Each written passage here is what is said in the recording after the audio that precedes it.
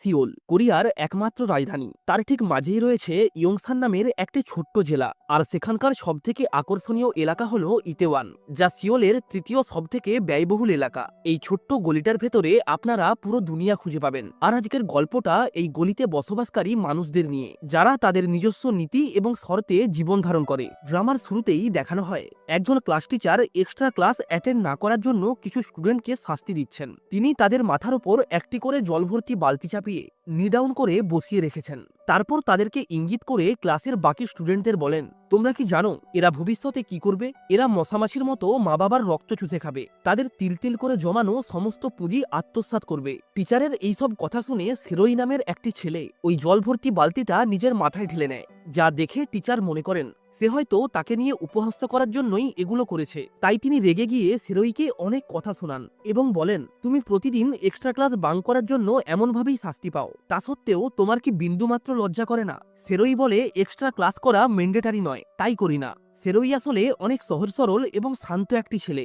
সে ক্লাসের কারো সঙ্গেই খুব একটা মেলামেশা করে না, যে কারণে 3 বছরেও স্কুলের কেউই তার বন্ধু হয়ে ওঠেনি। সত্যি বলতে সেরোই একা থাকতেই বেশি ভালোবাসে। বন্ধুত্ব, প্রীতি, প্রেম, ভালোবাসা এসব তার কাছে কোনো মূল্য রাখে না। তার এমন অদ্ভুত পার্সোনালিটির কারণে বাকি স্টুডেন্টরাও তাকে অ্যাভয়েড করে চলতো। তবে তাদের ক্লাসের একটি মেয়ে 3 বছর ধরে তাকে পছন্দ করে।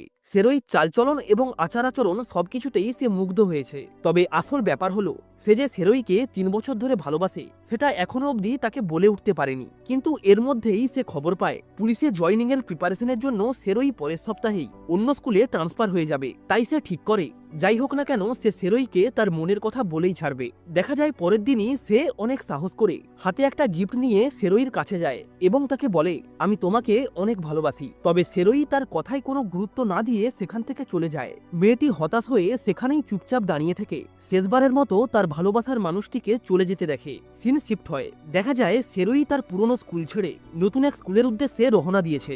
বাস থেকে নেমে স্টেশনে যাওয়ার পথে সেরোই লক্ষ্য করে একটি মেয়ে এক বৃদ্ধ ভিক্ষুককে ধাক্কা দিয়ে সেখান থেকে চলে যাচ্ছে। মেয়েটির ধাক্কায় ভিক্ষুকটি যখন প্রায় পড়েই যাচ্ছিল, তখন সেরোই এসে কোনো রকমে তাকে ধরে ফেলে। তারপর সে দৌড়ে ওই মেয়েটির কাছে এসে তার হাত ধরে বলে, তুমি একজন বয়স্ক মানুষের সাথে এমন ব্যবহার কি করে করতে পারো? এখনই চলো তার কাছে ক্ষমা চাও। মেয়েটি বলে, কেন, তোমার কি তাকে দেখে দয়া হচ্ছে?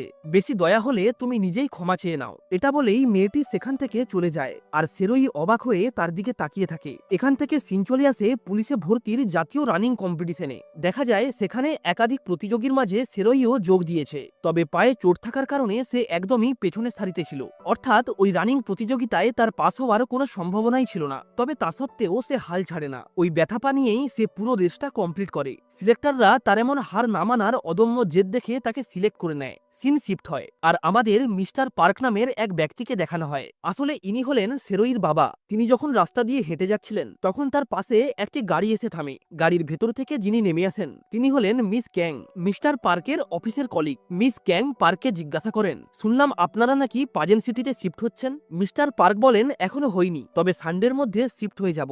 এরপর মিস ক্যাং জিজ্ঞাসা করেন, সেরোই কোথায়? পার্ক বলেন, হাংজিন হাই স্কুলে তার ট্রান্সফার করিয়ে দিয়েছি। এটা শুনে ক্যাং বলেন, হাংজিন হাই স্কুল? ওখানে তো আমাদের চেয়ারম্যানের ছেলে গাংওয়ানও পড়াশুনো করে। কথাটা শুনে মিস্টার পার্ক কিছুটা ঘাবড়ে যায়, তবে পরক্ষণেই তিনি ব্যাপারটাকে ইগনোর করে দেন। এরপর মিস ক্যাং পার্ককে বলেন, আপনি কি ক্যানালি অনাথ আশ্রমের নাম শুনেছেন, যেটাকে আমাদের কোম্পানি স্পন্সর করত?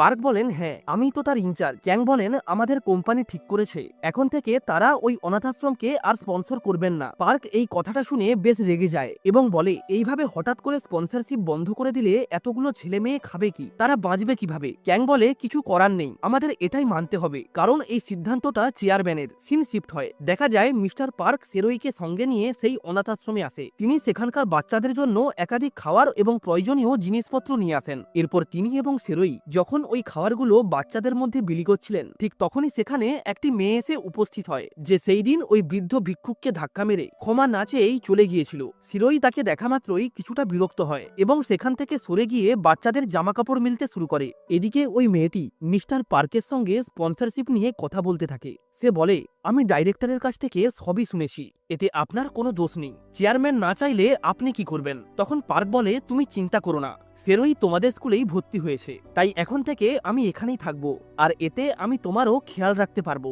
এরপর ওই মেয়েটি সেরোইর কাছে যায় এবং সেই দিনের ঘটনার জন্য তার কাছে ক্ষমা চায়। সেরোই তাকে বলে, অসহায় মানুষদের সাহায্য করলে কেউ কখনোই ছোট হয়ে যায় না, তুমিও তো এই অনাথ আশ্রমেই বড় হয়েছো, আমার বাবা কি তোমাকে সাহায্য করেনি? এটা বলেই সে রাগ দেখিয়ে গাড়িতে চলে যায়। পরের দিন সকালে সেরোই নিজের হাতে তার বাবার জন্য খাবার তৈরি করে। তারপর খাবার খেয়ে সে স্কুলে যাওয়ার জন্য বাস স্ট্যান্ডে চলে আসে। বাস স্ট্যান্ডে এসে সে দেখতে পায় আগের দিনের সেই মেয়েটিও স্কুলে যাওয়ার জন্য সেখানেই দাঁড়িয়ে আছে। ঠিক এই সময় মেয়েটির সামনে একটি গাড়ি এসে দাঁড়ায়। গাড়ির ভেতর থেকে গাংওয়ান নামের একটি ছেলে তাকে বলে, ভেতরে চলে এসো, আমিও তো স্কুলেই যাচ্ছি। তবে মেয়েটি তার এই প্রস্তাব প্রত্যাখ্যান করে চুপচাপ বাসে উঠে সেখান থেকে চলে যায়। মেয়েটি চলে যাওয়া মাত্রই সেরোইও পরবর্তী বাস ধরে স্কুলে চলে আসে। স্কুলে আজ তার প্রথম দিন, তাই ক্লাস টিচার তাকে সঙ্গে নিয়ে এসে সবার সঙ্গে পরিচয় করিয়ে দেয়। এরপর তিনি সেরোইকে নিজের ইন্ট্রোডাকশন দিতে বলে। সেরোই বলে, আমার নাম হলো পার্ক সেরোই, আমি পড়াশুনো করে একজন পুলিশ অফিসার হতে চাই, আর আমার হবি হলো মিউজিক শোনা এবং রানিং করা। ইন্ট্রো দেওয়া শেষ হলে ক্লাস টিচার সেরোইকে সোয়া নামের ওই মেয়েটির পাশে গিয়ে বসতে বলে। ইচ্ছে না থাকলেও কিছুটা বাধ্য হয়েই তাকে ওই মেয়েটার পাশে গিয়ে বসতে হয়। এরপর ক্লাস টিচার চলে যাওয়া মাত্রই গাংওয়ান নামের সেই ছেলেটি ক্লাসের একটি দুর্বল স্টুডেন্টকে মারতে শুরু করে। সে একটি সম্পূর্ণ দুধের প্যাকেট ওই ছেলেটার মাথায় ঢেলে দেয়। ছেলেটি ভয় পেয়ে তাকে বারবার সরি বলতে থাকে, তবে নিষ্ঠুর গাংওয়ান তা সত্ত্বেও তার কোনো কথা শোনে না। সে ছেলেটার চুল ধরে তার মুখে খুব খারাপভাবে আঘাত করতে থাকে।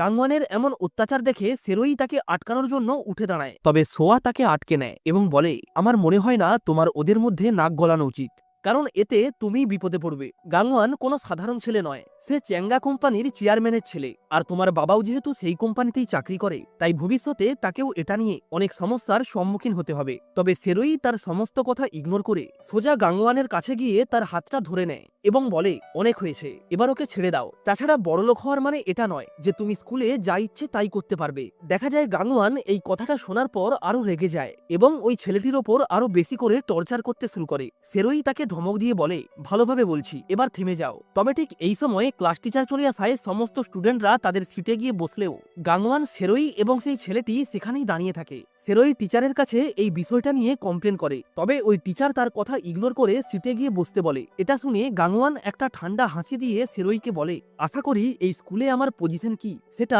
তোকে আর বোঝাতে হবে না। দেখা যায় তার এমন উস্কানিমূলক কথা শুনে সেরোই কোনোভাবেই নিজেকে আটকে রাখতে না পেরে গাংওয়ানের মুখে সজোরে একটা ঘুষি মারে।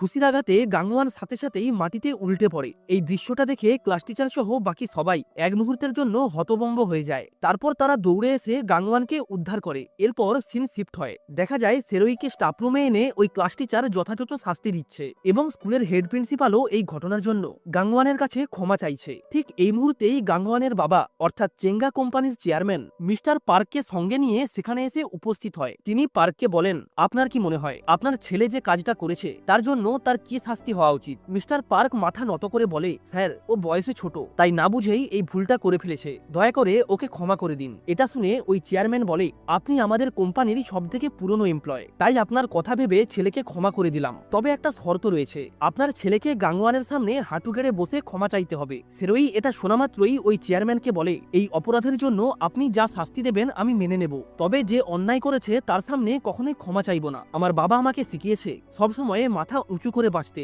অন্যায়ের বিরুদ্ধে লড়াই করতে, তাই কোনো মতেই আমি তার কাছে ক্ষমা চাইব না। ছেলের এমন কথা শুনে মিস্টার পার্ক বলেন, আমি গর্বিত যে তোমার মতো একজন ছেলে পেয়েছি, সারা জীবন এইভাবেই মাথা উঁচু করে বাঁচবে। এদিকে চেয়ারম্যান তার এইসব কথা শোনার পর বলে, তাহলে তো মনে হয় আপনাকে কোম্পানি থেকে রিজাইন করতে হবে। দেখা যায় চেয়ারম্যান এটা বলার সাথে সাথেই মিস্টার পার্ক বলেন, স্যার, আপনাকে অনেক ধন্যবাদ, এত বছর আপনি আমাকে অনেক সুযোগ সুবিধা দিয়েছেন, তাই আপনি কোনো চিন্তা করবেন না, কাল সকালেই আপনার অফিসে আমার রেজিগনেশন লেটার পৌঁছে যাবে। বাবার এমন কথা শুনে সেরোই কান্নায় ভেঙে পড়ে, তবে তিনি ছেলেকে শান্ত করে একটি পাবে নিয়ে আসেন। তারপর তার মন ঠিক করার জন্য একসঙ্গে মদ্যপান করে। বাবার সাথে সময় কাটানোর পর সেরোই আগের থেকে কিছুটা শান্ত হয়। সিন এখান থেকে পুনরায় স্কুলে আসলে দেখা যায় স্কুলের নোটিশ বোর্ডে সেরোইকে স্কুল থেকে বরখাস্ত করার নোটিশ টাঙানো হয়েছে। গাংওয়ানের হাতে মার খাওয়া হিউন নামের সেই ছেলেটি এই নোটিশ দেখে অনেক কষ্ট পায়। এরপর সোয়া যখন স্কুল শেষ করে বাড়ি ফিরছিল তখন গাংওয়ান তার সামনে এসে দাঁড়ায় এবং তাকে বলে, এই গাড়িটা আজ আমি নতুন কিনেছি, লেটেস্ট মডেল, আর নাম্বার প্লেটটাও স্পেশালভাবে বানানো। তবে সোয়া তার এই সমস্ত কথা ইগনোর করে সেখান থেকে চলে যায়। এরপর সন্ধেবেলায় সে মিস্টার পার্কের সঙ্গে দেখা করে বলে, অনাথ আশ্রমের ডাইরেক্টর বলছিলেন আপনি নাকি আমার স্কুল ফিস দিয়েছেন। পার্ক বলে, ওসব নিয়ে তুমি চিন্তা করো না, তুমি শুধু ভালো করে পড়াশুনো করো। আমি চাই তুমি ভবিষ্যতে অনেক বড় হও, ভালো কোনো চাকরি করো। সোয়া মিস্টার পার্কের এমন কথা শুনে অনেক খুশি হয় এবং তাকে বলে, আমি যখন চাকরি করব তখন আপনাকে এর 3 গুণ টাকা ফেরত দেব। এটা শুনে মিস্টার পার্ক মজা করে বলেন, আমার টাকা চাই না, তুমি শুধু একটা কাপ নুডলস খাওয়ালেই হবে। এদিকে মিস ক্যাং চেমজা কোম্পানির চেয়ারম্যানের সঙ্গে দেখা করে মিস্টার পার্ককে নিয়ে আলোচনা শুরু করেন। সে চেয়ারম্যানকে বলে, মিস্টার পার্ক কোম্পানির শুরু থেকেই আপনার সঙ্গে ছিলেন, এমনকি কোম্পানির উন্নতির পেছনেও তার অবদান কম নয়। তাই আমার মনে হয় আপনার তাকে পুনরায় ডেকে পাঠানো উচিত। মিস ক্যাংয়ের এইসব কথা শুনে চেয়ারম্যান আরও রেগে যায় এবং তাকে বলে, তোমার বাবা এবং আমি অনেক কষ্ট করে এই কোম্পানিটাকে দাঁড় করিয়েছি, আর এতদিন আমি কোম্পানির উন্নতির জন্য যা যা সিদ্ধান্ত নিয়েছি সবকিছুই সঠিক হয়েছে। তাই আমার সিদ্ধান্ত নিয়ে কখনো প্রশ্ন তুলবে না। এখান থেকে সিন সোয়ার কাছে আসলে দেখা যায় সে ইউনিভার্সিটিতে ভর্তির এক্সাম দেওয়ার জন্য তাড়াহুড়ো করে বাসে ওঠার পর তার মনে পড়ে স্কুলের আইডি কার্ডটা সে বাড়িতেই ফেলে এসেছে। তাই সে বাস থেকে নেমে দ্রুত আইডি কার্ডটা নিয়ে আসে। তবে ওই সময় স্কুলে যাওয়ার মতো কোনো বাস না থাকায় সে দৌড়ে স্কুলে পৌঁছানোর সিদ্ধান্ত নেয়। তাকে এইভাবে দৌড়াতে দেখে সেরোই বলে, আজ তো তোমার এক্সাম, তুমি লেট করলে কিভাবে? সোয়া বলে, আইডি কার্ড নিতে ভুলে গিয়েছিলাম, আর তাছাড়া এখন স্কুলে পৌঁছানোর জন্য আর কোনো বাস নেই, তাই দৌড়ে যাওয়া ছাড়া আর কোনো উপায় নেই। সেরোই সোয়াকে বলে, তোমার ব্যাগটা আমাকে দাও, তাহলে তুমি আরো জোরে দৌড়াতে পারবে। তবে সোয়া তার কোনো কথা না শুনে নিজেই ওই ব্যাগটাকে কাঁধে নিয়ে দৌড়াতে থাকে। এইভাবেই বেশ কিছুক্ষণ দৌড়ানোর পর অবশেষে সে স্কুলে এসে পৌঁছায়। সেরোই তাকে এক্সামের জন্য বেস্ট অফ লাক উইশ করে। কিছুক্ষণ পর সোয়া এক্সাম দিয়ে বাইরে আসলে দেখে সেরোই তখনও তার জন্য সেখানেই অপেক্ষা করছে। সোয়া তাকে জিজ্ঞাসা করে, তুমি তো আমাকে পছন্দ করতে না, তাহলে আজ আমার এত কেয়ার করছো কেন? সেরোই বলে, আমি তোমার সঙ্গে বন্ধুত্ব করতে চাই, তুমি কি আমার বন্ধু হবে? সোয়া বলে, অবশ্যই হব, তবে এর বিনিময়ে আমার একটা শর্ত আছে, আমাকে ঝিলের পাড়ে ঘুরতে নিয়ে যেতে হবে। পরক্ষণেই দেখা যায় তারা দুজন একসঙ্গে ঝিলের পাড়ে এসে বসে এবং সুন্দর কিছু সময় কাটায়। বাড়ি ফেরার সময় সেরোই সোয়াকে বলে, আমরা তো এখন বন্ধু, তাহলে কি আমি তোমার নাম্বার পেতে পারি? সোয়া বলে, কেন, নাম্বার নিয়ে কি আমার সঙ্গে প্রেম করবে? সেরোই বলে, না করার কি আছে, আমাকে দেখতে এতটাও খারাপ নয় যে আমার সঙ্গে প্রেম করা যাবে না। সিন শিফট হয়, দেখা যায় পরের দিন থেকে সেরোই এবং তার বাবা নতুন একটা পাব খোলার জন্য প্রস্তুতি নিতে শুরু করে, আর কিছুদিনের মধ্যেই তারা সেই পাবটিকে সুন্দর করে সাজিয়ে তোলে। এরপর পাব ওপেনিং এর আগের দিন রাতের বেলায় মিস্টার পার্ক কিছু প্রয়োজনীয় জিনিস আনার জন্য বাজারে যায়। সবকিছু কিনে বাড়ি ফেরার পথে তিনি সেরোইকে ফোন করে বলেন, তুমি চিন্তা করো না, আমি কিছুক্ষণের মধ্যেই বাড়ি চলে আসব।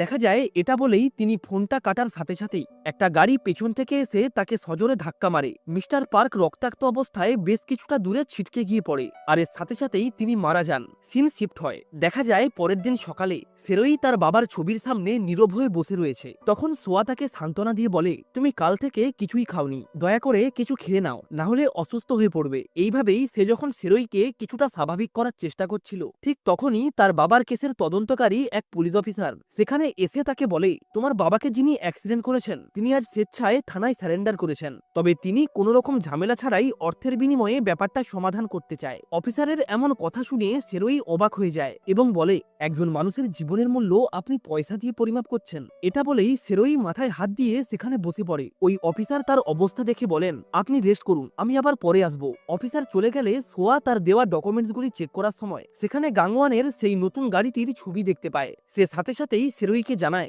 এই গাড়িটি গাংওয়ানের, কিছুদিন আগেই সে এই গাড়িটি নিয়ে স্কুলে এসেছিল। সোয়ার কথা শুনে সেরোই বুঝতে পারে তার বাবার কোনো অ্যাক্সিডেন্ট হয়নি, তাকে হত্যা করা হয়েছে, আর এটা করেছে গাংওয়ান। সে রাগে ক্ষোভে তখনই উঠে দাঁড়ায় এবং সোয়াকে বলে, তুমি এখানেই অপেক্ষা করো, আমি খুব তাড়াতাড়ি ফিরে আসব। তবে সোয়া বুঝে যায় সে গাংওয়ানকে মারার জন্য যাচ্ছে, তাই সে তাকে বারবার আটকানোর চেষ্টা করে। তবে সেরোই তার কোনো কথা না শুনে সেখান থেকে চলে আসে। তার চোখে মুখে প্রতিশোধের আগুন জ্বলছিল। সে গাংওয়ানের খোঁজে প্রথমে স্কুলে আসে, তবে সেখানেও তাকে দেখতে না পেলে সোজা সেই হসপিটালে চলে আসে যেখানে তার ট্রিটমেন্ট হচ্ছিল। এদিকে দেখা যায় গাংওয়ান ওই হসপিটালের বাইরেই বৃষ্টির মধ্যে বসে রয়েছে। তখনই সেরোইও তাকে খুঁজতে খুঁজতে সেখানে এসে পৌঁছায়। গাংওয়ান তাকে দেখা মাত্রই ভয়ে পালাতে গিয়ে মাটিতে পড়ে যায়। সে বারবার সেরোইর কাছে ক্ষমা চায়, তবে সেরোই তার কোনো কথাই শুনে না। সে গাংওয়ানকে নির্মমভাবে মারতে শুরু করে। এরপর সে যখন তাকে পাথর দিয়ে মারতেই যাচ্ছিল তখন পেছন থেকে একটা গুলির শব্দ আসে। দেখা যায় সোয়া সেরোইকে আটকানোর জন্য সেখানে কিছু পুলিশ অফিসারকে ডেকে এনেছে।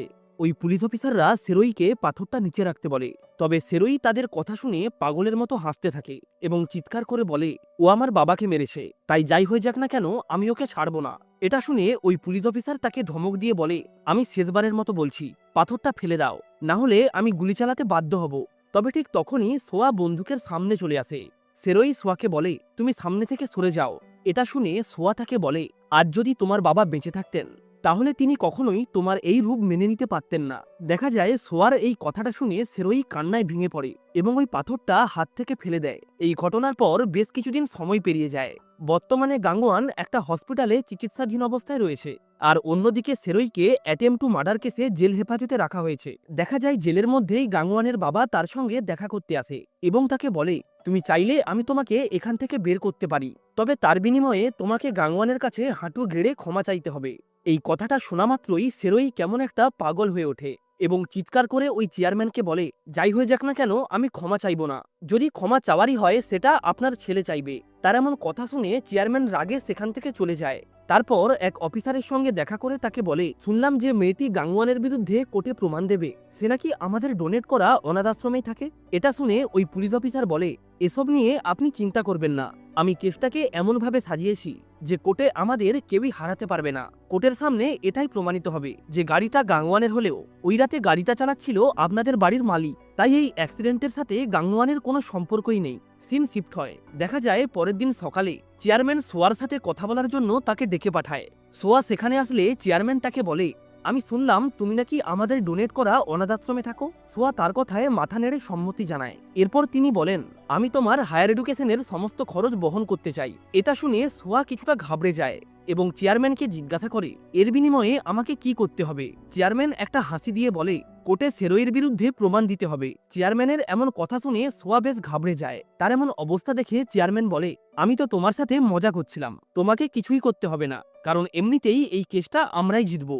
সিন শিফট হয় আর সেরোইকে বিচারের জন্য কোর্টে নিয়ে আসা হয়।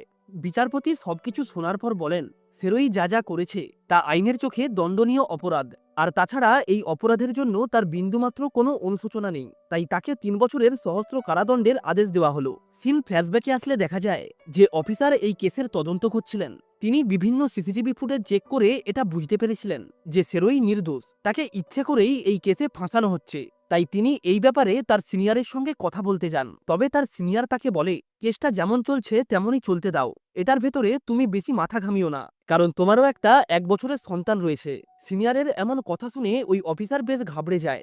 অন্যদিকে সেরোইকে কিছু গুন্ডাদের সাথে একটি কারাগারে রাখা হয়। ওই গুন্ডারা সেরোইকে বলে, হাঁটু গেড়ে আমাদের সামনে মাথা নত কর। তবে সেরোই কোনোভাবেই তাদের সামনে মাথা নত না করায় তারা সেরোইকে প্রচুর মারধর করে। এরপর বেশ কিছুদিন পেরিয়ে যায়। হঠাৎ একদিন সোয়া সেরোইর সাথে জেলে দেখা করতে আসে। সোয়া তাকে বলে, আমি শহরের সবথেকে বেস্ট ইউনিভার্সিটিতে চান্স পেয়ে গেছি। এটা শুনে সেরোই তাকে বলে, তাহলে তো ভালোই হলো, তুমি তো প্রথম থেকেই এটাই চেয়েছিলে। তখনই সোয়া তাকে ধীর গলায় বলে, আমার পড়াশুনোর সমস্ত খরচ চেঙ্গা কোম্পানি বহন করবে, তবে এর বিনিময়ে আমার পড়া শেষ হলে আমাকে তাদের কোম্পানিতেই চাকরি করতে হবে। কথাটা শুনে সেরোই প্রথমে কিছুক্ষণ চুপ করে থাকে, তারপর সোয়াকে বলে, জীবনটা তোমার, তাই তুমি নিজের মতো করে বাঁচো। দেখা যায় এটা বলার সাথে সাথেই তাদের দেখা করার সময় শেষ হয়ে যায়, তাই সেরোই চুপচাপ সেখান থেকে চলে যেতে থাকে। তখনই সোয়া তাকে জিজ্ঞাসা করে, তুমি কি এখনো আমাকে ভালোবাসো? সেরোই বলে, হ্যাঁ। এটা শুনে সোয়া বলে, আমার কিন্তু গরিব বয়ফ্রেন্ড একদমই পছন্দ নয়, তাই তোমাকে অনেক ধনী হতে হবে। সেরোই বলে, তাহলে এখন থেকে আমার একটাই লক্ষ্য। সোয়া বলে, জেল থেকে বেরোনোর পর তুমি কি করবে কিছু ভেবেছো? সেরোই বলে, আমি চেঙ্গা কোম্পানির চেয়ারম্যানের লেখা একটা বই পড়েছিলাম। তিনিও প্রথমে একটা ছোট রেস্টুরেন্ট থেকেই ব্যবসা শুরু করেছিলেন, তাই আমিও একটা রেস্টুরেন্ট খুলতে চাই। এটা শুনে সোয়া তাকে বলে, তুমি কি তার থেকে বদলা নিতে চাও? তবে সেরোই আর কোনো কিছু না বলেই সেখান থেকে চলে যায়। এরপর দেখতে দেখতেই 3টে বছর পেরিয়ে যায় আর সেরোইও ফাইনালি জেল থেকে বের হয়। তবে এখন সে আর আগের মতো উগ্র এবং মেজাজি ছিল না। সময়ের সাথে সাথে তার আচার আচরণ এবং চিন্তাধারায় অনেক পরিবর্তন এসেছে। তবে যেটা থেকে গেছে সেটা হলো বাবার মৃত্যুর প্রতিশোধ নেওয়ার সেই অদম্য জেদ। সে ঠিক করে যে কোম্পানির কারণে তার বাবা প্রাণ হারিয়েছে সেই কোম্পানিকে সে ধ্বংস করেই ছাড়বে। এই সময় সে সোয়ার একটা চিঠি পায়, যেটাতে সোয়া তাকে জানিয়েছিল সে বর্তমানে ইটাওয়ান সিটিতে রয়েছে। তাই সেরোই তার সঙ্গে দেখা করার জন্য দ্রুত সেখানে চলে আসে। তবে সে দেখে ওই দিন পুরো ইটাওয়ান শহর হ্যালোইন উৎসবে মেতে উঠেছে। শত শত মানুষ ভিন্ন ভিন্ন মুখোশ পরে চারিদিকে ঘুরে বেড়াচ্ছে। দেখা যায় সেরোই যখন ওই ভিড়ের মধ্য দিয়েই যাচ্ছিল, তখন হঠাৎ করেই সোয়া তার সামনে এসে দাঁড়ায়। এত বছর পর তারা দুজন একে অপরকে দেখে অনেক খুশি হয়। তবে এর মধ্যেই সোয়া সেরোইকে বলে, আমি এখনো ওই ইউনিভার্সিটিতেই লেখাপড়া করছি, আর লেখাপড়া শেষ হলেই চেঙ্গা গ্রুপের চেয়ারম্যানকে দেওয়া কথা মতো আমি তাদের কোম্পানিতেই জয়েন করব। এটা বলার পর সোয়া মনে করে সেরোই হয়তো তার উপর রাগ করবে, কিন্তু সেরোই সবকিছু শোনার পরেও একদমই শান্ত থাকে। সে সোয়াকে বলে, এই জীবনটা যেহেতু তোমার, তাই যে কোনো ব্যাপারে সিদ্ধান্ত নেওয়ার তোমার পূর্ণ স্বাধীনতা রয়েছে। আমি কোনোভাবেই তোমাকে জোর করতে পারি না। এটা শোনার পর সোয়া সেরোইকে বলে, আমার কথা বাদ দাও, এখন তুমি বলো তোমার পরবর্তী প্ল্যান কি, তুমি কি করতে চাও? এর উত্তরে সেরোই তাকে বলে, আমি তো তোমাকে আগেই বলেছিলাম আমি নিজের একটা রেস্টুরেন্ট খুলবো, তবে সেটা খোলার জন্য আমাকে 7 বছর অপেক্ষা করতে হবে। সোয়া তার এইসব কথা শোনার পর মনে মনে ভাবতে থাকে, সেরোই সবেমাত্র জেল থেকে ছাড়া পেয়েছে, আর তাছাড়া একটা পাব খোলার মতো তার কাছে পর্যাপ্ত টাকাও নেই, তাই তার পক্ষে কোনোভাবেই পাব খোলা সম্ভব নয়। এই সময় সেরোই তাকে জিজ্ঞাসা করে, তুমি এত কি ভাবছো? সোয়া চমকে গিয়ে বলে, না না, তেমন কিছুই নয়। এরপর সেরোই সোয়াকে বাড়ি পৌঁছে দেওয়ার জন্য কাঁধে তুলে নেয়। সোয়া তাকে জাপটে ধরে এবং বলে, আমি জানি তুমি আমার উপরে রাগ করে আছো, তবে সেরোই বলে, আমি তোমাকে ভালোবাসি, তাই তুমি যাই করো না কেন আমি কখনোই তোমাকে ভুল বুঝবো না। এটা বলেই সে সোয়াকে তার বাড়িতে পৌঁছে দিয়ে রেস্টুরেন্ট তৈরির টাকা কামাতে 7 বছরের জন্য বাইরে চলে যায়। এইভাবেই দেখতে দেখতে প্রায় 7 বছর পেরিয়ে যায়, আর আমরা দেখতে পাই সোয়া বর্তমানে চেঙ্গা কোম্পানিতেই কাজ করে। কাজ শেষ করে সে যখন রাস্তা দিয়ে বাড়ি ফিরছিল, তখনই সে তার সামনে সেরোইকে দেখতে পায়। সেরোই অবশেষে নিজের কঠোর পরিশ্রমের মাধ্যমে ওই শহরেই একটা রেস্টুরেন্ট খুলেছে।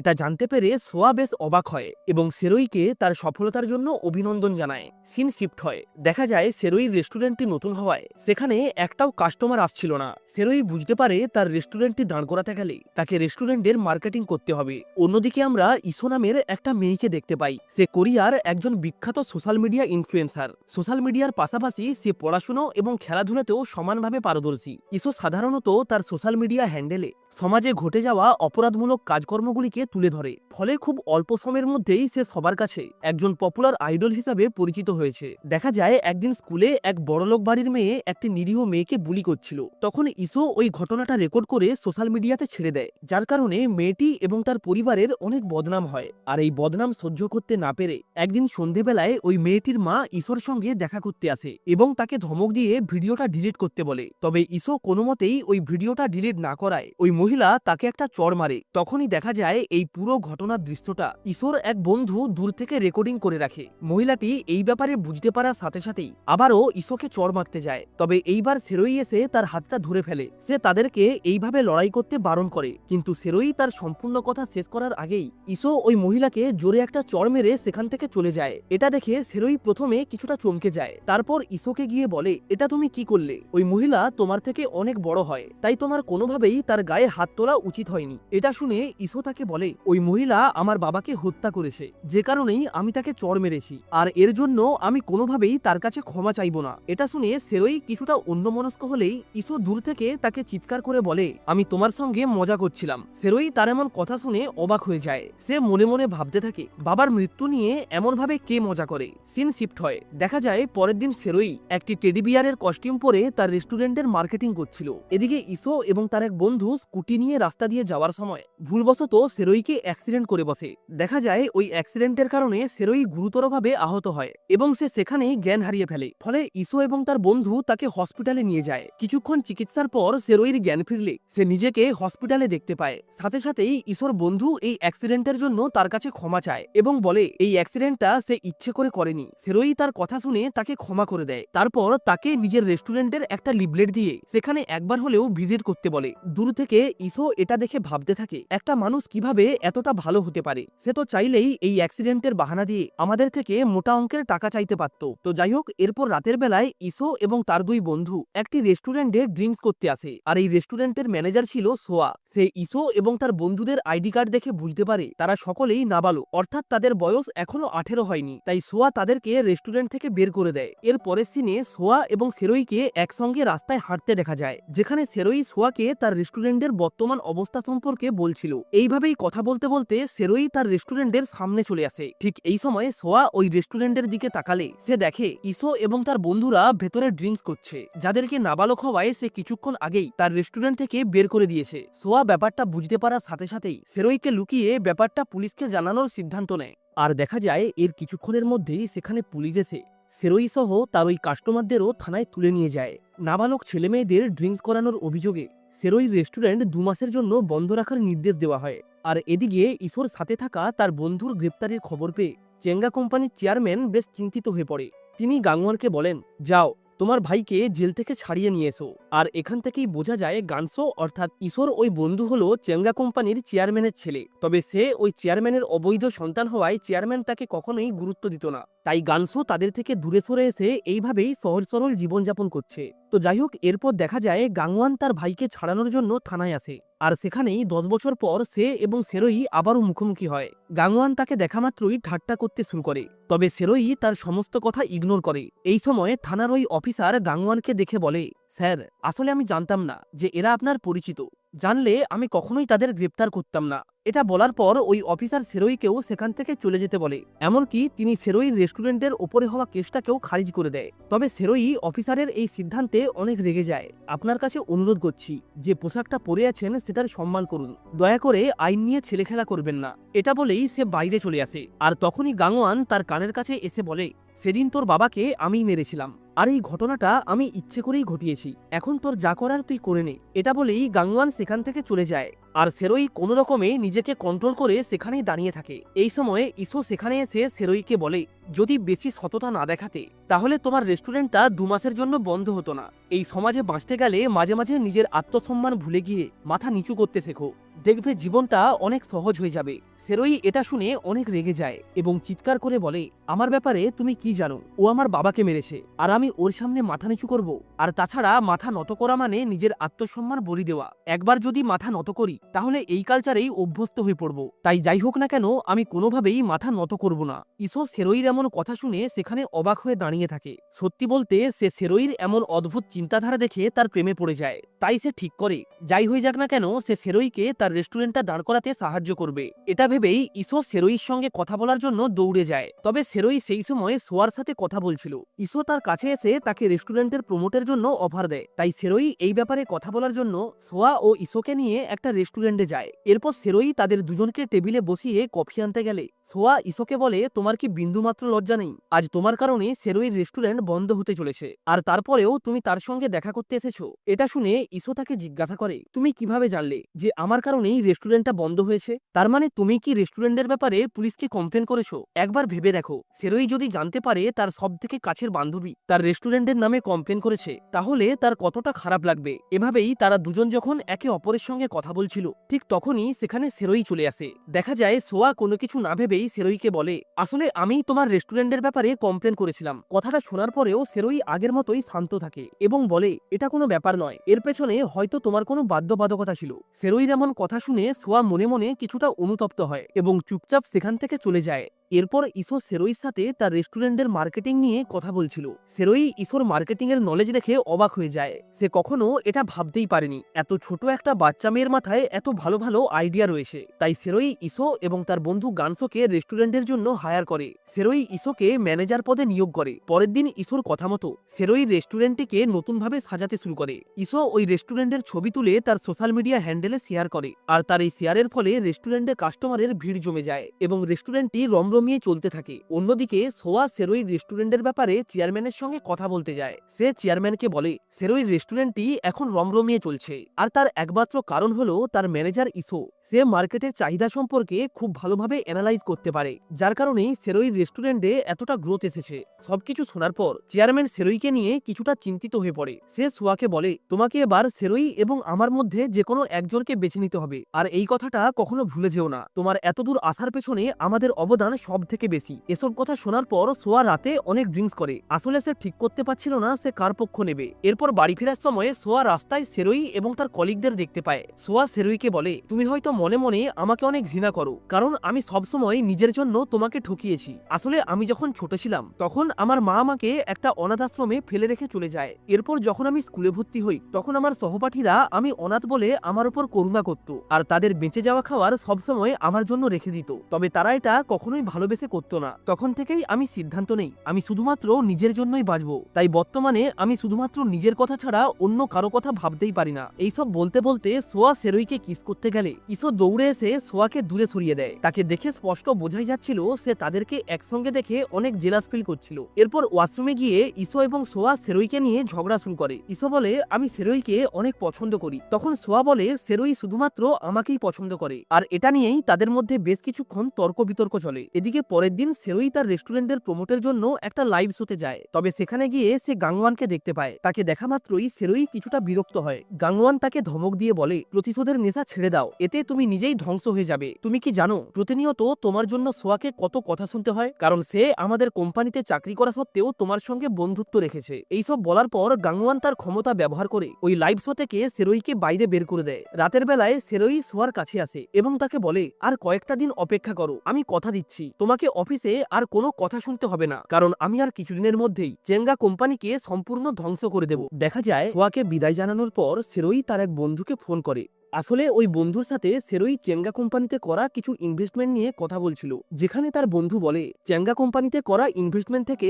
তোমার 1 বিলিয়ন লাভ হয়েছে। সেরোই সাথে সাথেই তাকে ওই টাকাটা পুনরায় চেঙ্গা কোম্পানিতেই ইনভেস্টমেন্ট করতে বলে। এদিকে চেঙ্গা কোম্পানির চেয়ারম্যান যখন জানতে পারে সেরোই তাদের কোম্পানিতে 1 বিলিয়ন ইনভেস্ট করেছে, তখন সে বেশ চিন্তায় পড়ে যায়। তাই সে কোনো রকম সময় নষ্ট না করে সোজা সেরোইর রেস্টুরেন্টে চলে আসে এবং তাকে ধমক দিয়ে বলে, তুমি কি মনে করেছো এই ছোট্ট একটা রেস্টুরেন্ট খুলে তুমি আমাকে হারাবে? এটার উত্তরে সেরোই তাকে বলে, সেটা তো সময় আসলেই বোঝা যাবে। এর পরের দিন সেরোই তার একটা জরুরি কাজে শহরের বাইরে যাচ্ছিল।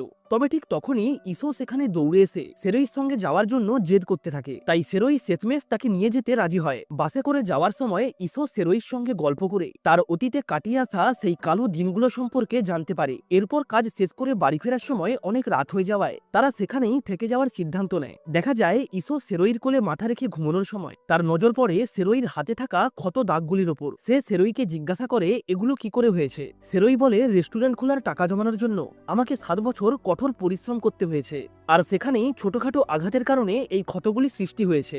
এইসব শোনার পর ইসো মন থেকে সেরোইর অতীতে কাটিয়ে আসা সেই কষ্ট যন্ত্রণা ভরা দিনগুলোকে অনুভব করে, যার কারণে সাথে সাথেই তার চোখে জল চলে আসে। তাই সে ওই মুহূর্তেই মনে মনে শপথ নেয়, আজ থেকে সেরোই স্বপ্ন পূরণের জন্য সেও তার সঙ্গে সমানভাবেই পরিশ্রম করবে। এর পরের দিন তারা পুনরায় রেস্টুরেন্টে ফিরে আসলে বিল্ডিং এর মালিক তাদের সঙ্গে দেখা করতে আসে। তিনি সেরোইকে বলেন, আমি এই বিল্ডিংটা বিক্রি করে দিয়েছি, তাই তোমরা যত তাড়াতাড়ি সম্ভব রেস্টুরেন্টটা বন্ধ করে বিল্ডিংটা খালি করে দাও। সেরোই ওই ব্যক্তির এমন কথা শুনে সম্পূর্ণ অবাক হয়ে যায় এবং ওই ব্যক্তির কাছ থেকে বিল্ডিং এর নতুন মালিকের নাম্বার নিয়ে তাকে ফোন করে। ফোন করার সাথে সাথেই বিল্ডিং এর নতুন মালিকের গলার আওয়াজ শুনে সেরোই বুঝতে পারে এটা হলো চেঙ্গা কোম্পানির চেয়ারম্যান, আর সে তাদেরকে সমস্যায় ফেলার জন্য ইচ্ছে করেই এটা করেছে। তাই পরের দিন সেরোই বাধ্য হয়ে ওই চেয়ারম্যানের সঙ্গে দেখা করতে আসে। চেয়ারম্যান তাকে বলে, আমি তোমাকে একটাই শর্তে বিল্ডিংটা ফেরত দিতে পারি, সেটা হলো তোমাকে এখনই আমার কাছে হাঁটু গেড়ে ক্ষমা চাইতে হবে। তবে সেরোই তার এই প্রস্তাবে রাজি হয় না। সে বলে, আমার আত্মসম্মান আমার কাছে যথেষ্ট মূল্যবান, তাই যাই হোক না কেন আমি কখনোই মাথা নত করব না। এটা শুনে ওই চেয়ারম্যান আরো রেগে যায় এবং বলে, তুমি যদি ভেবে থাকো তুমি এই জায়গাটা ছেড়ে অন্য কোথাও রেস্টুরেন্ট খুললে সেটা তুমি শান্তিতে চালাতে পারবে, তাহলে তুমি ভুল ভাবছো, কারণ তুমি যেই বিল্ডিংটাই ভাড়া নিয়ে রেস্টুরেন্ট শুরু করবে আমি সেটাই কিনে নেব। তবে দেখা যায় এটা শোনার পরেও সেরোই তাকে কোনো কিছু না বলে সেখান থেকে চলে যায়। সে বাড়ি ফিরে তার ওই বন্ধুকে ফোন করে বলে, চেঙ্গা কোম্পানিতে করা সমস্ত ইনভেস্টমেন্টের টাকা তুলে নাও। এরপর সে ওই টাকা দিয়ে নিজস্ব একটা জায়গা কিনে সেখানে রেস্টুরেন্ট খোলার সিদ্ধান্ত নেয়, যাতে চেয়ারম্যান চাইলেও কোনো রকম সমস্যা করতে না পারে। এদিকে সেরোইর নিজস্ব জায়গা কিনে রেস্টুরেন্ট খোলার খবর পেয়ে চেয়ারম্যান বেশ চিন্তায় পড়ে যায়। আসলে সেরোই যে এমন একটা সিদ্ধান্ত নিতে পারে সেটা সে কখনো কল্পনাও করেনি। অন্যদিকে সেরোই যখন তার নতুন রেস্টুরেন্টটি সাজাচ্ছিল, তখন এক বৃদ্ধা মহিলা তার কাছে এসে বলে, তুমি এই জায়গাটা কেন কিনেছো? এখানে থেকে বিজনেস গ্রো করা অসম্ভব। তোমার আগেও এখানে অনেকেই বিজনেস করার চেষ্টা করেছে, কিন্তু শেষমেশ সর্বশান্ত হয়ে তারা বিজনেস বন্ধ করে দিয়েছে। তবে সেরোই ওই মহিলার কথায় খুব একটা গুরুত্ব দেয় না। সে এবং ইসো তাদের অসামান্য মার্কেটিং স্কিলের মাধ্যমে রেস্টুরেন্টটিকে আবারও রমরমিয়ে চালাতে শুরু করে, যা দেখে ওই মহিলা সম্পূর্ণ অবাক হয়ে যায়। এরপর রাতের বেলায় সেরোই সোয়ার সাথে ডেটে যায়, আর সেখানে সে আবারও সোয়াকে প্রপোজ করে, যার উত্তরে সোয়া তাকে বলে, তুমি তো ভালোভাবেই জানো আমি গরিব ছেলেদের একদমই পছন্দ করি না। তখন সেরোই তাকে বলে, তুমি মনে হয় ভুলে গেছো, বর্তমানে আমি একটা রেস্টুরেন্টের ওনার। সোয়া তার কথা শুনে হালকা একটু হেসে ফেলে। পরের দিন কাজে এসে ইসো যখন জানতে পারে আগের দিন সেরোই সোয়ার সঙ্গে ডেটে গিয়েছিল, তখন সে অনেক রেগে যায় এবং সেরোইকে জিজ্ঞাসা করে, তুমি আগের দিন সোয়ার সঙ্গে ডেটে গিয়েছিলে কেন? সেরোই তার এমন প্রশ্ন শুনে অবাক হয়ে যায়। সে বলে, সোয়া আমার ভালো বন্ধু, তাই তার সঙ্গে দেখা করলে আবার সমস্যা কোথায়? তার এমন কথা শুনে ইসো আরো রেগে যায় এবং বলে, এরপর যদি কখনো তার সঙ্গে ডেটে যাও তাহলে আমি কাজটা ছেড়ে দেব। সেরোই তার কথাবার্তা কিছুই বুঝতে পারছিল না। সে মনে মনে ভাবতে থাকে ইসো এমনটা কেন করছে। অন্যদিকে চেঙ্গা কোম্পানির চেয়ারম্যান বুঝতে পারে যতদিন ইসো সেরোইর সঙ্গে রয়েছে ততদিন সে তার কোম্পানির কোনো রকম ক্ষতি করতে পারবে না। তাই সে ইসোকে চেঙ্গা কোম্পানিতে জয়নিং এর অফার দিতে গাংওয়ানকে পাঠায়। গাংওয়ান ইসোকে তাদের কোম্পানিতে নিয়ে আসার জন্য বিপুল পরিমাণ টাকা অফার করে। তবে ইসো তার সমস্ত কথা ইগনোর করে বলে, তুমিই কি সেই ব্যক্তি যে সেরোইর বাবাকে হত্যা করেছিলে? কথাটা শুনে গাংওয়ান কিছুটা ঘাবড়ে যায়। তখনই ইসো তাকে বলে, আমি তোমার মতো মানুষকে অনেক পছন্দ করি, কারণ তোমরা টাকার মাধ্যমে কত সহজেই সবকিছু বদলে দিতে পারো। এমনকি তোমাদের টাকার কাছে আইনকেও মাথা নত করতে হয়। তার এইসব কথা শুনে গাংওয়ান মনে করে ইসো হয়তো তাদের আধিপত্য দেখে ইমপ্রেস হয়েছে, তাই সে তাকে আরও ইমপ্রেস করার জন্য সেরোইর বাবাকে হত্যার ঘটনাটা স্বীকার করে নেয়। দেখা যায় ইসো গাংওয়ানের বলা সমস্ত কথাগুলি গোপনে তার ফোনের মধ্যে রেকর্ড করে নেয় এবং পরের দিন ওই ভয়েস রেকর্ডিংটা সে অনলাইনে ভাইরাল করে দেয়, যার ফলে চেঙ্গা কোম্পানির মার্কেটিংয়ে বিশাল পরিমাণ ধস নামে। চেয়ারম্যান এইসব দেখার পর রাগ সামলাতে না পেরে তার ছেলে গাংওয়ানকে সজোরে একটা চড় মারে। এদিকে সমস্ত ঘটনাটি চারিদিকে ছড়িয়ে পড়ায় পুলিশ বাধ্য হয়ে গাংওয়ানকে গ্রেপ্তার করে। এই সময় চেয়ারম্যানের কাছে দুটি অপশন ছিল, নিজের ছেলেকে বাঁচিয়ে চেঙ্গা কোম্পানিকে ধ্বংস হতে দেওয়া, নয়তো চেঙ্গা কোম্পানিকে রক্ষা করে নিজের ছেলেকে জেল হেফাজতে পাঠানো। সেরোই সহ কোম্পানির বাকি সমস্ত শেয়ার হোল্ডাররা মনে করেছিল চেয়ারম্যান কোম্পানি এবং ছেলের মধ্যে ছেলেকেই বেছে নেবে। তবে কিছুক্ষণের মধ্যেই তাদের সবার ধারণা ভুল প্রমাণিত হয়, কারণ চেয়ারম্যান চেঙ্গা কোম্পানিকে রক্ষা করার জন্য নিজেই তার ছেলেকে জেলে পাঠিয়ে দেয়। এর ঠিক কিছুদিন পর অনেক বড় মাপের এক ইনভেস্টর স্বেচ্ছায় সেরোইদের রেস্টুরেন্টে ইনভেস্টমেন্টের অফার দেয়। সেরোইও খুশি মনে অফারটা একসেপ্ট করে নেয়। দেখা যায় এত বড় মাপের এক ইনভেস্টরের এমন ছোট একটা রেস্টুরেন্টে ইনভেস্ট করার খবর পেয়ে অনেক ছোট ছোট ইনভেস্টররাও তাদের রেস্টুরেন্টে ইনভেস্ট করে, যার ফলে সেরোইর কাছে বিপুল পরিমাণ অর্থ চলে আসে। তাই সেরোই ইসো এবং তার বাকি কলিগদের সঙ্গে কথা বলে ঠিক করে তারা তাদের রেস্টুরেন্টের আরও একাধিক ব্রাঞ্চ ওপেন করবে। তবে এই ব্রাঞ্চগুলি তারা একটা একটা করে ওপেন করবে। এটা শুনে ইসো সেরোইকে বলে, তাহলে তুমি এ জন্মে কখনোই চেঙ্গা কোম্পানিকে হারাতে পারবে না। আমাদের উচিত সমস্ত ব্রাঞ্চগুলিকে একসঙ্গেই ওপেন করা। সেরোই বেশ কিছুক্ষণ ভাবনা চিন্তা করে তার মতামতে সম্মতি জানায় এবং পরের দিন থেকেই নতুন ব্রাঞ্চ ওপেনিং এর কাজে লেগে পড়ে। দেখা যায় কিছুদিনের মধ্যেই তারা কঠোর পরিশ্রম করে ব্রাঞ্চগুলি ওপেনিং এর জন্য রেডি করে ফেলে। আর এই খুঁজিতেই সেরোই সোয়া এবং ইসো সহ তার সমস্ত কলিগদের নিয়ে একটা পার্টির আয়োজন করে, যেখানে তারা সবাই একসঙ্গে অনেক এনজয় করে। এরপর পার্টি শেষ হলে তারা ট্রুথ অ্যান্ড ডেয়ার খেলার সিদ্ধান্ত নেয়। সেখানে প্রথম ক্যান্ডিডেট হিসাবে সেরোইকে বেছে নেওয়া হয়। তাই তারা সবাই মিলে সেরোইকে জিজ্ঞাসা করে, তুমি কাকে পছন্দ করো, ইসোকে না সোয়াকে? সেরোই স্পষ্ট ভাষায় সবাইকে বলে সে অনেক আগে থেকেই সোয়াকে পছন্দ করে, আর ইসোকে সে শুধুমাত্র নিজের ভালো বন্ধু মনে করে। দেখা যায় কথাটা শোনা মাত্রই ইসো কান্নায় ভেঙে পড়ে এবং চুপচাপ সেখান থেকে উঠে চলে যায়। তাকে এইভাবে চলে যেতে দেখে সেরোইর অনেক খারাপ লাগে, তাই সে তাকে শান্ত করার জন্য তার পেছনে যায়। সেরোই তাকে বুঝিয়ে বলে, তোমাকে আমি সবসময় নিজের ভালো বন্ধু ভেবেছি, তাই দয়া করে আমাদের বন্ধুত্বটা ভেঙে দিও না। এটা শুনে ইসো তাকে বলে, তোমার কি মনে হয় আমি এত ট্যালেন্টেড হওয়া সত্ত্বেও তোমার রেস্টুরেন্টেই কেন কাজ করি? আমি কি চাইলে অন্য কোনো বড় কোম্পানিতে কাজ করতে পারতাম না? আসলে আমি যখন তোমাকে প্রথম দেখেছিলাম তখন থেকেই তোমাকে ভালোবেসে ফেলেছি, সবসময় তোমার সঙ্গে থাকতে চেয়েছি। তার এইসব কথা শুনে সেরোই তাকে বলে, দয়া করে আমাকে ভুলে যাও। সেরোইর মুখ থেকে এটা শোনার পর ইসো আর কোনোভাবেই নিজেকে শান্ত রাখতে পারে না। সে মন খারাপ করে সেখান থেকে চলে যায়। পরের দিন সকালে ব্রাঞ্চ ওপেন করার ঠিক আগের মুহূর্তে সেরোই খবর পায় যে ইনভেস্টর তাদের কোম্পানিতে ইনভেস্ট করেছিল সে বর্তমানে কোনো কারণ ছাড়াই তার সমস্ত ইনভেস্টমেন্ট তুলে নিয়েছে। ফলে বাকি যে সমস্ত ছোটখাটো ইনভেস্টর ইনভেস্টররা তাদের রেস্টুরেন্টে ইনভেস্ট করেছিল তারা সেরোই রেস্টুরেন্টে এসে বিক্ষোভ দেখাতে শুরু করে। সেরোই তাদের অনুরোধ করে বলে, দয়া করে আমাকে কিছুদিন টাইম দিন, আমি কথা দিচ্ছি আপনাদের একটা টাকাও লস যাবে না। এদিকে ইসো এই খবরটা জানতে পেরে সোজা সেরোইর কাছে চলে আসে। সে সেরোইকে বলে, আমাকে ক্ষমা করে দাও, আমার জন্যই এটা হয়েছে। আমি যদি সেই দিন তোমার কথা মতো একটা একটা করে ব্রাঞ্চ ওপেন করতাম তাহলে আজ তোমাকে এই দিনটা দেখতে হতো না। তবে সেরোই তাকে বলে, তুমি শুধু প্ল্যান দিয়েছিলে আর প্ল্যানটা আমি অ্যাপ্রুভ করেছিলাম, তাই এই বিষয়ে তোমার কোনো দোষ নেই। এরপর তারা দুজন ভালোভাবে খোঁজ নিয়ে জানতে পারে আসলে ওই ইনভেস্টর চেঙ্গা কোম্পানির চেয়ারম্যানের সঙ্গে হাত মিলিয়ে ইচ্ছে করেই এটা করেছে।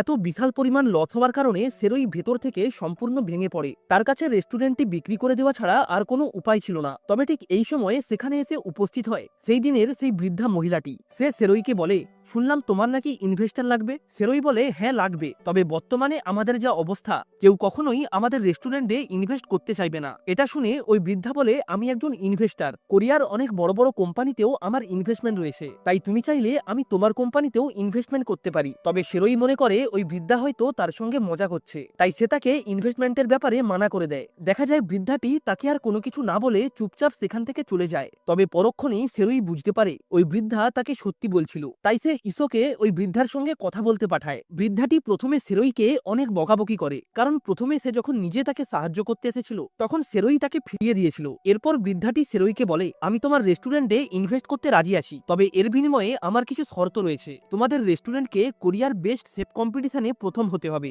সেরোই হাসি মুখে তার এই শর্তটা মেনে নেয়। দেখা যায় এর কিছুদিন পরেই কোরিয়ার সেই বেস্ট শেফ কম্পিটিশনের ইভেন্টটি আয়োজন করা হয়। সেরোইদের রেস্টুরেন্ট সহ আরো একাধিক রেস্টুরেন্ট এই কম্পিটিশনে অংশগ্রহণ করে।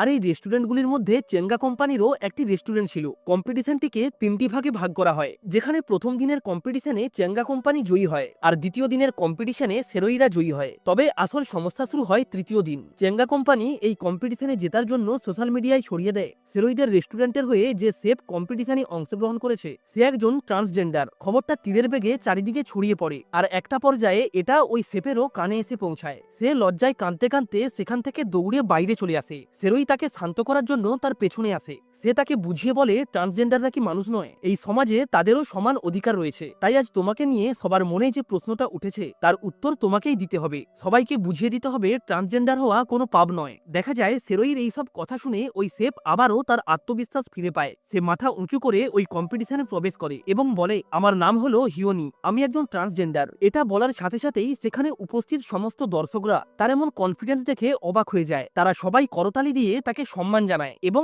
এর কিছুক্ষণ পরেই তৃতীয় দিনের কম্পিটিশন শুরু হয়ে যায়। আর চেঙ্গা কোম্পানি এবং সেরোইদের রেস্টুরেন্টের মধ্যে যে জিতবে সেই হবে এই কম্পিটিশনের উইনার। দেখতে দেখতেই ফাইনাল উইনারের নাম ঘোষণা করার সময় চলে আসে। সেরোই এবং চেঙ্গা কোম্পানিতে কর্মরত সোয়া সহ সমস্ত দর্শকরা অধীরাগ্রহে জাজের দিকে তাকিয়ে থাকে। জাজ দুজনের খাওয়ার টেস্ট বিচার করে ঘোষণা করে এই কম্পিটিশনের বিজেতা হলো হিওনি। এটা শোনা মাত্রই হিওনি দৌড়ে এসে সেরোইকে জড়িয়ে ধরে এবং সেরোইও তাকে জড়িয়ে ধরে আনন্দ উদযাপন করে। সাথে সাথেই তাদের এই বিজেতা হওয়ার নিউজটা পুরো কোরিয়াতে ছড়িয়ে পড়ে। আর একই সাথেই ওই বৃদ্ধাও এটা জানতে পেরে অনেক খুশি হয় এবং সেরোই রেস্টুরেন্টে বিশাল পরিমাণ অর্থ ইনভেস্ট করে। এরপর দেখতে দেখতেই 4 বছর পেরিয়ে যায়। বর্তমানে কোরিয়ার মধ্যে সেরোই তার একাধিক রেস্টুরেন্ট ওপেন করেছে আর এতগুলো রেস্টুরেন্ট ম্যানেজ করার জন্য সে একটা কোম্পানিও গঠন করে যার নাম হলো ডানবাম। ডানবাম বর্তমানে কোরিয়ার দ্বিতীয় বৃহত্তম কোম্পানি আর প্রথম স্থানে রয়েছে সেই চেঙ্গা কোম্পানি। দেখা যায় বিগত 4 বছরে চেঙ্গা কোম্পানির চেয়ারম্যানের অনেক বয়স হয়ে গেছে। একই সাথেই বর্তমানে তিনি ক্যান্সার রোগেও আক্রান্ত। এদিকে সেরোই যখন তার এই রোগের সম্পর্কে জানতে পারে তখন সে তাকে ফোন করে বলে, দয়া করে